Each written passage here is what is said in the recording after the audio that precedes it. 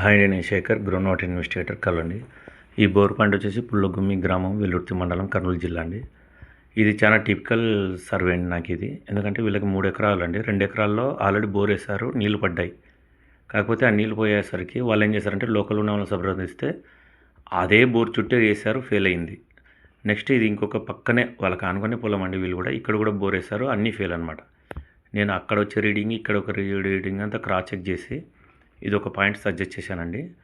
ఇక్కడ చూశారు కదా, ఇక్కడ వచ్చేసి చుక్క వాటర్ కూడా రాలేదండి. ఇది వచ్చేసి 120 అనుకుంటాను. ఇది వీళ్ళకి కంప్లీట్ సర్వే చేసి 250, 260 ట్రై చేయాలని చెప్పాను.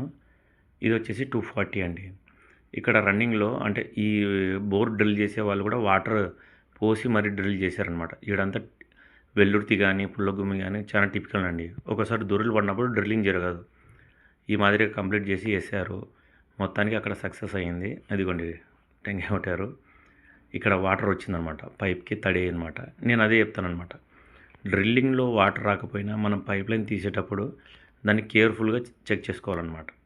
నేను ఆ మాట చెప్పాక వీళ్ళు దాన్ని ఎట్లా పెట్టేసి బోర్ బండి వాళ్ళు కూడా చెప్పారంట, వాటర్ పడింది చూసుకోండి అని చెప్పింది కరెక్టే అని. అండ్ నెక్స్ట్ డే మోటార్ పెట్టి చెక్ చేయమని చెప్పానమాట. ఇదిగోండి, ఇంతకుముందు కూడా చెప్పాను కదండి, సేమ్ ఇదే వీడియోలో ఇంతకుముందు వీడియోలో కూడా చెప్పాను. రామల్లకోట, పుల్లగుమ్మి, నియర్ బై మన కిష్టాపురం ఇటు సైడ్ అంతా ఈ విధంగానే వస్తుందన్నమాట. వీళ్ళు మార్నింగ్ నుంచి ఈవినింగ్ దాకా ఈ విధంగానే కంటిన్యూ మోటార్ పంపింగ్ చేస్తే ప్యూర్ వాటర్ వచ్చింది, బాగానే వచ్చిందండి. థ్యాంక్ యూ అండి.